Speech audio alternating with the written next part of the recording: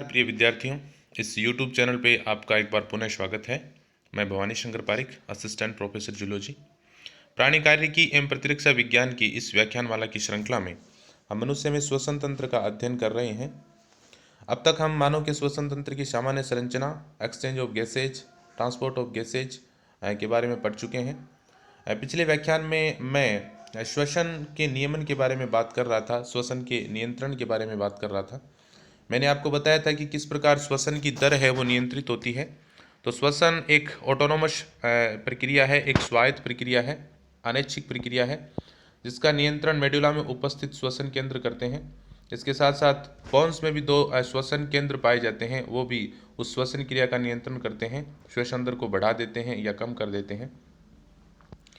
तो मेडुला और पोन्स के अलावा ब्रेन के कुछ और पार्ट हैं, जैसे सेरेब्रम है, वो भी कुछ हद तक श्वसन का नियंत्रण करता है।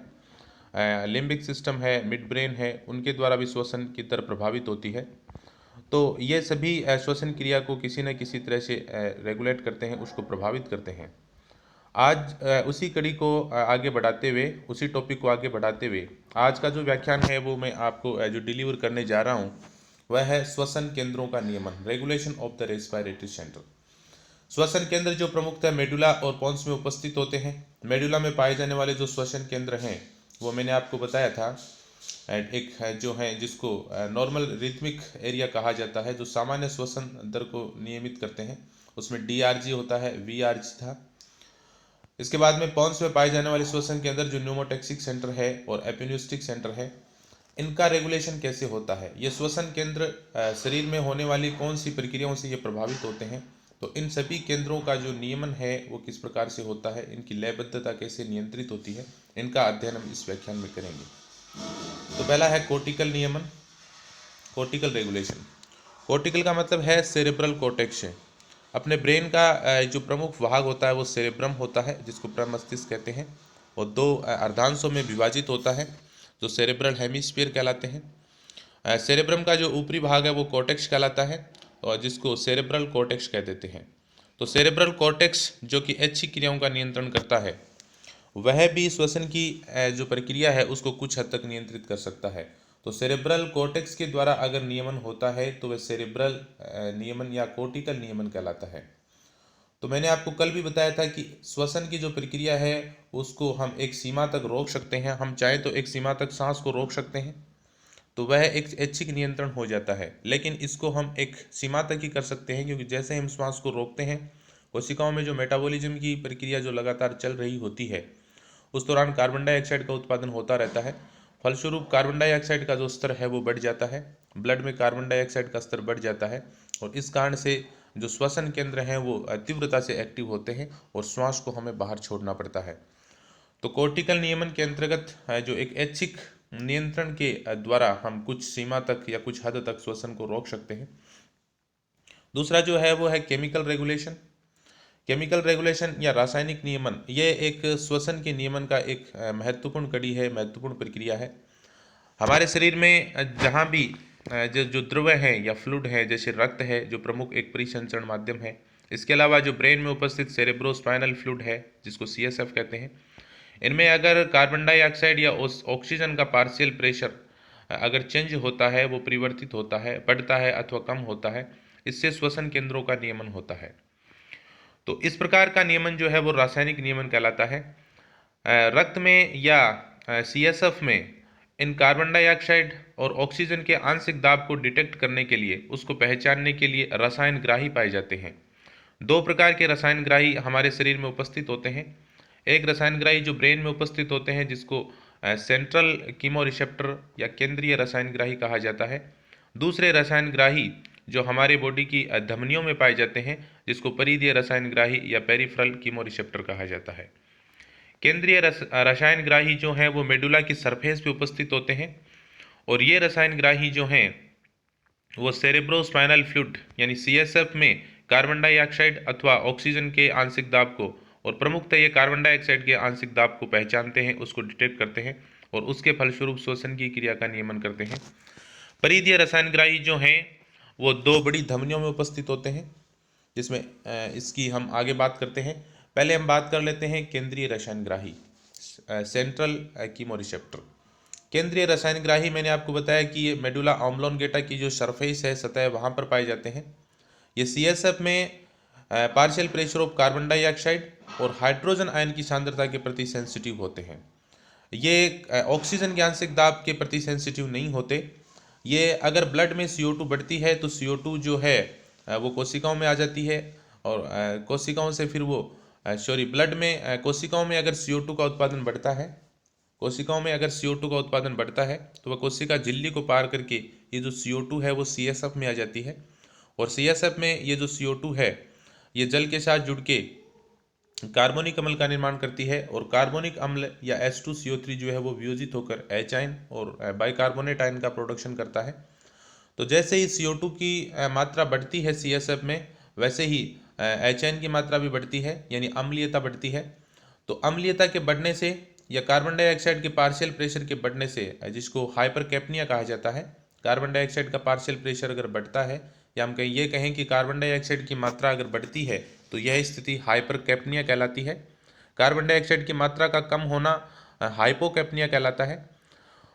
तो अगर कार्बन डाइऑक्साइड यानी पार्शियल प्रेशर ऑफ CO2 बढ़ता है, या फिर H आयन की मात्रा बढ़ती है, या अम्लीयता बढ़ती है, तो ऐसी स्थिति में ये जो केंद्रीय रसायनग्राही हैं वो उद्दीपित होते हैं। और केंद्रीय रसायनग्राहियों के उद्दीपित होने से इससे जुड़ी हुई जो संवेदी तंत्रिकाएं हैं, ये तंत्रिकाएं जो मेडुला में उपस्थित जो रेस्पिरेटरी सेंटर है वहाँ तक आती हैं, और इसके कारण जो इंस्पिरेशन की जो दर है या निश्वसन की जो दर है वो बढ़ जाती है।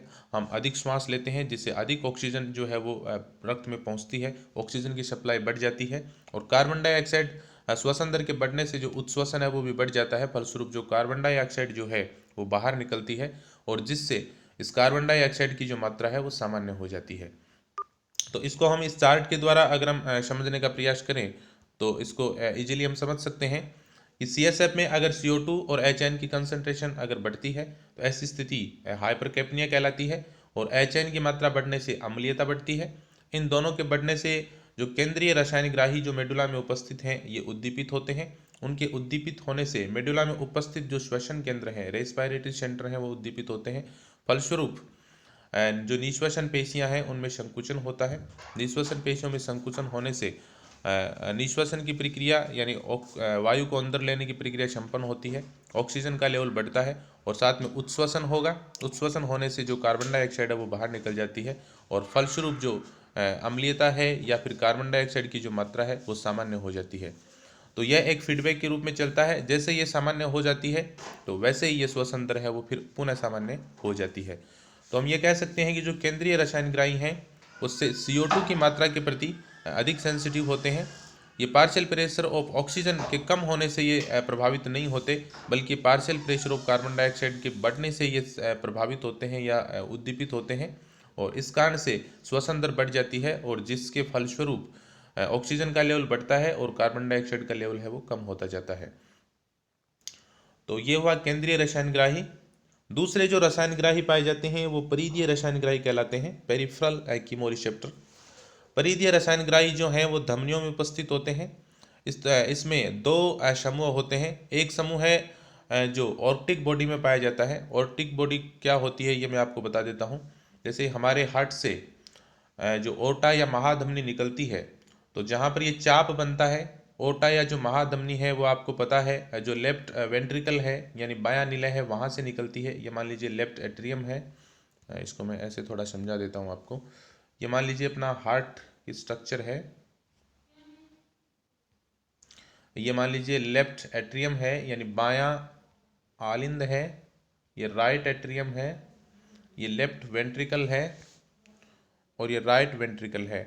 तो यहाँ से महाधमनी जो है वो निकलती है जो पूरी बॉडी को ब्लड की सप्लाई करती है। यहाँ जो ये चाप बनता है इसको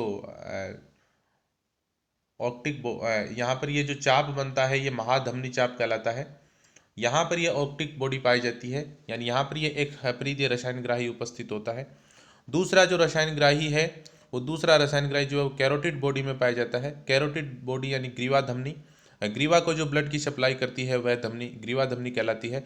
तो एक जो ये रसायनग्राहियों का समूह है वो ग्रीवा धमनी में उपस्थित होता है, जबकि एक जो पेरिफेरल कीमो रिसेप्टर है वो ऑप्टिक बॉडी यानी महाधमनी चाप जहाँ बनता है वहाँ पर उपस्थित होता है। ये जो दोनों जो रसायन ग्राही हैं इससे संवेदी तंत्रिकाएं निकलती हैं, और ये जो संवेदी तंत्रिकाएं हैं वो फिर ऑप्टिक बॉडी से निकलने वाली जो संवेदी तंत्रिकाएं हैं वो वेगस तंत्रिका के द्वारा अपने मैसेज को पहुंचाती हैं, जबकि कैरोटिड बॉडी से निकलने वाली जो संवेदी तंत्रिकाएं हैं वो ग्लॉसोफेरिंजियल जो नर्व है उसके द्वारा अपने मैसेज को आगे मस्तिष्क तक पहुंचाती हैं। तो वेगस नर्व और ग्लॉसोफेरिंजियल नर्व ये जो हैं ये कपाल तंत्रिकाएं हैं। तो इन कपाल तंत्रिकाओं के द्वारा ये जो संदेश है इस संदेश को मस्तिष्क तक पहुंचाया जाता है। तो होता क्या है कि जो परिधीय रसायनग्राही हैं या पेरिफेरल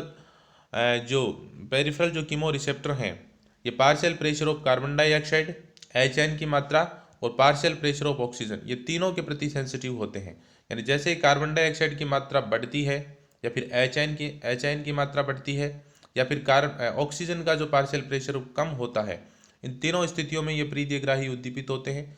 मैंने आपको पहले भी बता दिया कि अगर कार्बन डाइऑक्साइड की मात्रा बढ़ती है तो ये जल के साथ जुड़ के कार्बोनिक अम्ल का निर्माण करेगी, और कार्बोनिक अम्ल जो है वो वियोजित होकर HN और बाइकार्बोनेट का निर्माण करता है। तो HN का प्रोडक्शन बढ़ जाता है, और HN का प्रोडक्शन अगर बढ़ता है तो उस माध्यम की अम्लीयता बढ़ जाती है, तो फलस्वरूप अम्लीयता बढ़ जाती है। तो ऐसी स्थिति में ये परिधीयग्राही हैं वो उद्दीपित होते हैं, और परिधीयग्राहियों से जुड़ी हुई जो संवेदी तंत्रिकाएं हैं उन संवेदी तंत्रिकाएं जो हैं वो अपने मैसेज को वेगस तंत्रिका और ग्लॉसोफेरिंजियल जो तंत्रिका जो कि क्रेनियल नर्व हैं, कपाल तंत्रिकाएं हैं, इनके द्वारा ये मेडुलरी श्वसन केंद्र तक मैसेज पहुंचता है, और मेडुला में उपस्थित जो श्वसन केंद्र हैं वो उद्दीपित होते हैं। फलस्वरूप श्वसन दर बढ़ जाती है, और श्वसन दर जो बढ़ती है और उसके कारण से अब ऑक्सीजन का लेवल बढ़ेगा, कार्बन डाइऑक्साइड और HN की मात्रा कम होती जाएगी, और ये फिर सामान्य हो जाता है। तो परिधीय रसायनग्राही ऑक्सीजन के कम लेवल के कारण भी उद्दीपित हो सकते हैं, जबकि केंद्रीय रसायनग्राही हैं वो ऑक्सीजन के प्रति सेंसिटिव नहीं होते हैं, वो केवल कार्बन डाइऑक्साइड और HN की मात्रा के प्रति सेंसिटिव होते हैं।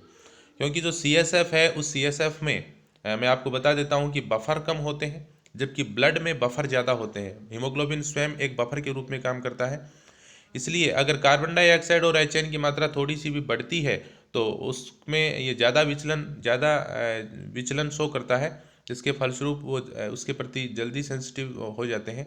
जबकि ब्लड जो है वो एक सीमा तक HN की मात्रा को रेगुलेट कर सकता है, क्योंकि उसमें बफर पाए जाते हैं जो pH को कंट्रोल करते हैं, जबकि CSF में ऐसा नहीं होता है। अब अगर मान लीजिए कि किसी तरीके से हाइपोकैप्निया की स्थिति उत्पन्न होती है, यानी कार्बन डाइऑक्साइड की मात्रा अगर कम होती है, तो ऐसी स्थिति में उसकी मात्रा को नियमित करने के लिए क्या होता होगा। तो हम समझ सकते हैं कि ऐसी स्थिति में श्वसन केंद्र जो है वो उद्दीपित नहीं होते, क्योंकि अगर हाइपोकैप्निया की स्थिति होती है तो केंद्रीय रसायनग्राही और परिधीय रसायनग्राही जो है उसमें कोई उद्दीपन नहीं होता है। फलस्वरूप जो श्वसन केंद्र है उनमें कोई उद्दीपन नहीं होता है, और जो श्वसन दर है और श्वसन दर जो है वो कम हो जाती है, और उसके फलस्वरूप इसकी जो लेवल है कार्बन डाइऑक्साइड का वो चूंकि मेटाबॉलिज्म के कारण वो फिर बढ़ जाता है, तो वो स्थिति सामान्य हो जाती है।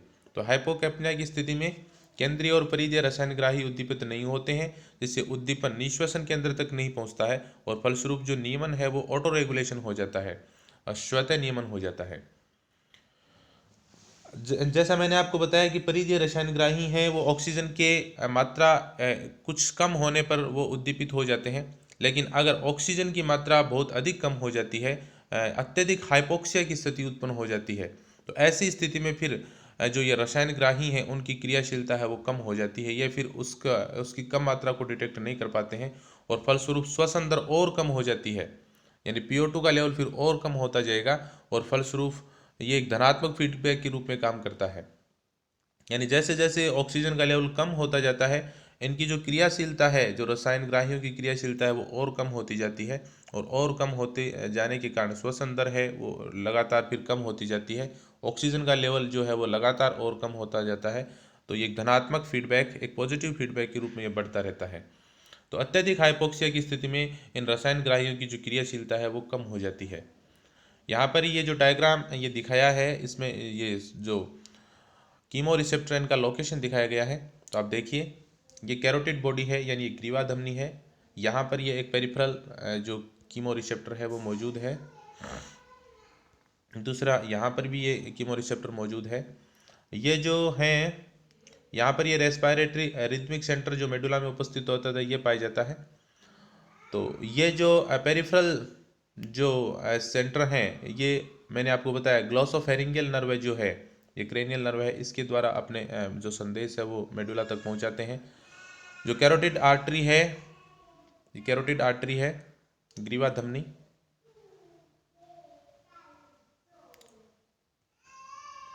तो ये यहाँ पर ये दिखाया गया है, ये सेरेब्रल कॉर्टेक्स वाला भाग है। इसमें से आप ये पेरिफेरल जो कीमो रिसेप्टर हैं उनका लोकेशन आप देख सकते हैं। उसके बाद में कुछ अन्य प्रभाव, कुछ अन्य कारक हैं जो भी श्वसन की दर का नियमन करते हैं, उसको प्रभावित करते हैं। उसमें एक है शारीरिक व्यायाम। जब भी हम पता है कि जब भी हम एक्सरसाइज करते हैं हमारे जो मसल्स हैं उनको लगातार कार्य करना पड़ता है, तो वो लगातार ऑक्सीजन का उपभोग करती हैं और ऐसी स्थिति में वहाँ मसल्स में जो कार्बन डाइऑक्साइड की मात्रा है वो बढ़ जाती है। तो मसल्स हैं या जहाँ पर भी अपने जॉइंट हैं वहाँ पर कुछ रिसेप्टर पाए जाते हैं जिनको प्रोपियो रिसेप्टर कहते हैं। तो ये प्रोपियो रिसेप्टर उद्दीपित होते हैं और प्रोपियो रिसेप्टर के उद्दीपित होने से श्वसन दर जो है वो बढ़ जाती है। ये भी मेडुला तक अपना जो मैसेज है वो प्रेषित करते हैं, जिसके फलस्वरूप श्वसन दर जो है वो बढ़ जाती है। तो शारीरिक व्यायाम की स्थिति में लगातार ऑक्सीजन के उपभोग से एक तो कार्बन डाइऑक्साइड की मात्रा बढ़ती है, दूसरी वहाँ पर हाइपोक्सिया की स्थिति उत्पन्न होती है और हाइपोक्सिया की स्थिति उत्पन्न होने के कारण प्रोपियो रिसेप्टर जो है वो उद्दीपित होते हैं और फलस्वरूप श्वसन दर जो है वो बढ़ जाती है। जनरली हम देखते हैं कि जैसे हम एक्सरसाइज करते हैं उस दौरान हमारी श्वसन दर बढ़ जाती है। जैसे हम रनिंग कर रहे हैं या फिर कोई आसन वगैरह कर रहे होते हैं तो हमारी श्वसन दर जो है, सांस लेने की जो दर है वो बढ़ जाती है। लेकिन एक्सरसाइज हम करके जब रुक जाते हैं उस दौरान भी फिर ये श्वसन दर जो है वो कुछ समय तक बढ़ी हुई रहती है। श्वास जो है वो हमारी जल्दी जल्दी हम लेते रहते हैं। इसका कारण ये है कि जो ऑक्सीजन की जो कमी हुई थी उसकी क्षतिपूर्ति की जाती है, जिसको ऑक्सीजन डेप्ट कहा जाता है।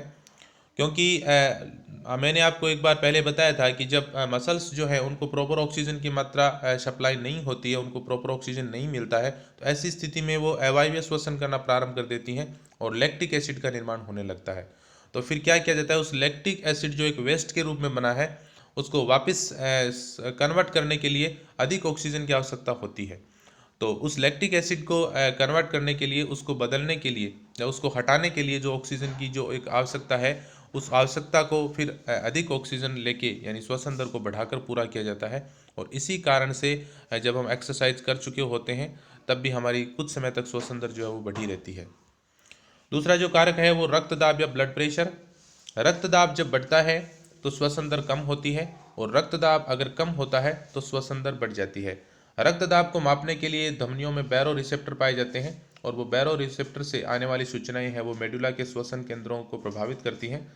तो ब्लड प्रेशर के बढ़ने से श्वसन दर बढ़ जाती है, जबकि अगर ब्लड प्रेशर या रक्तदाब कम होता है तो श्वसन दर जो है वो बढ़ जाती है। सॉरी, ब्लड प्रेशर के बढ़ने से श्वसन दर कम हो जाती है, जबकि ब्लड प्रेशर के कम होने से श्वसन दर बढ़ जाती है।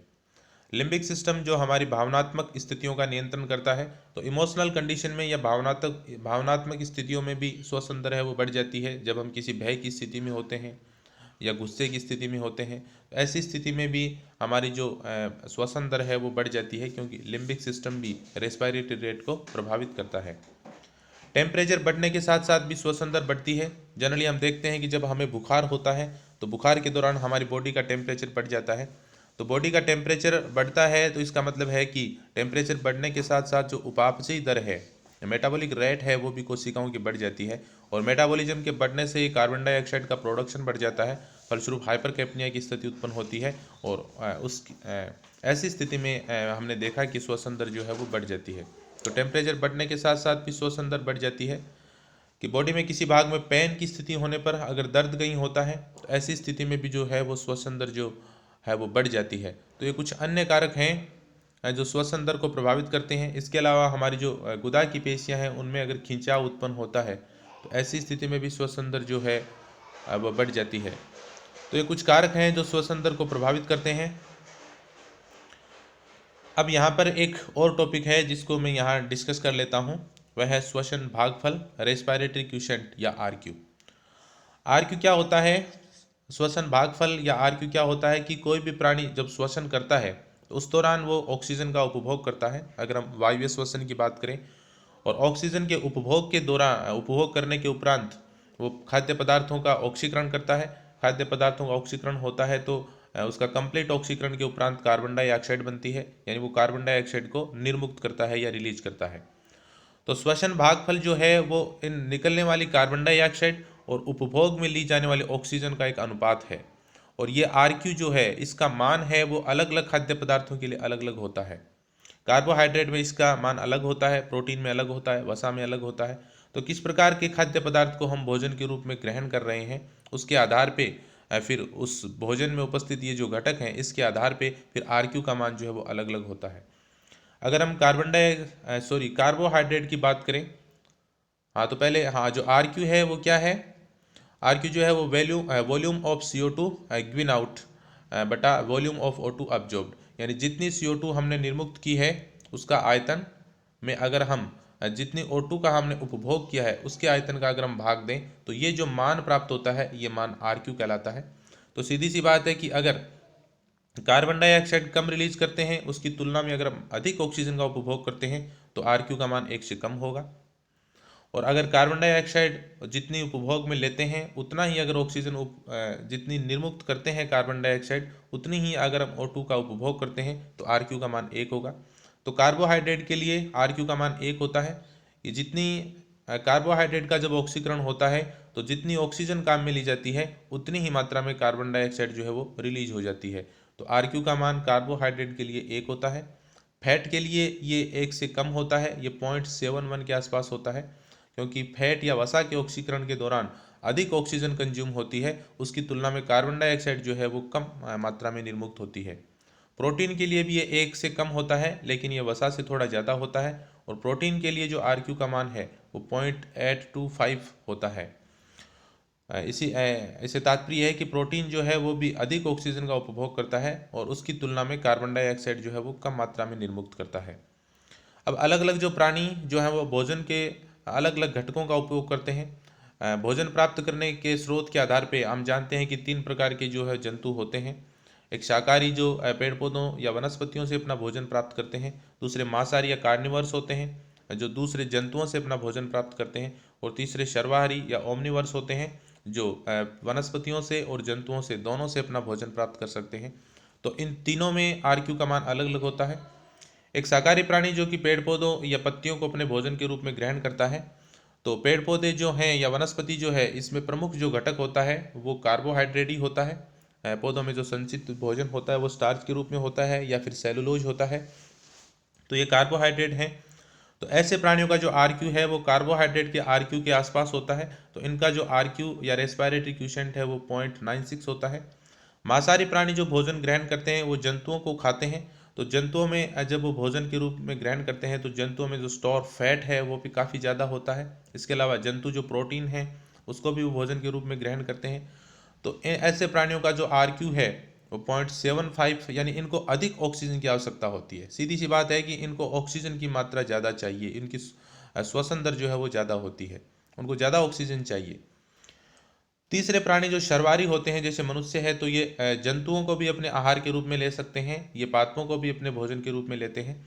तो ऐसे प्राणियों का जो RQ है वो 0.80, यानी ये शाकाहारी और मांसाहारी के लगभग बीच में से होता है। तो RQ का मान जितना ज़्यादा होगा इसका मतलब है कि उसको कम ऑक्सीजन चाहिए। RQ का मान जितना कम होगा उसको ऑक्सीकरण के लिए ज़्यादा ऑक्सीजन चाहिए। और ऐसे प्राणी जो हैं वो वसा या जो प्रोटीन है उसको डाइट के रूप में ज़्यादा ले रहे होते हैं। तो रेस्पिरेटरी क्वोशिएंट या RQ क्या होता है ये आप समझ गए होंगे। इसके साथ ही अपना जो ये रेस्पिरेटरी सिस्टम या मानव श्वसन तंत्र का जो ये अध्याय है ये पूरा होता है। मैं अपेक्षा करता हूँ कि आपको ये हर चीज़ जो है वो हर बात है वो समझ में आ गई होगी। अगर आपने व्याख्यान को ध्यान से सुना है और इससे जुड़े हुए जो नोट्स हैं या किताब में जो चैप्टर है उसको अगर आपने पढ़ा है तो ये चैप्टर आपके उससे समझ में आ गया होगा। फिर भी अगर आपके कोई दिमाग में कोई शंका है या कोई सवाल है तो आप मुझे व्हाट्सअप करके पूछ सकते हैं, मैं उसका समाधान करने का प्रयास करूँगा। अगला जो टॉपिक है वो सर्कुलेटरी सिस्टम या परिसंचरण तंत्र का अध्याय हम शुरू करेंगे। उसको भी कई व्याख्यानों के द्वारा मैं रिकॉर्ड करके उसको कंप्लीट करने का मैं प्रयास करूँगा। तब तक के लिए धन्यवाद।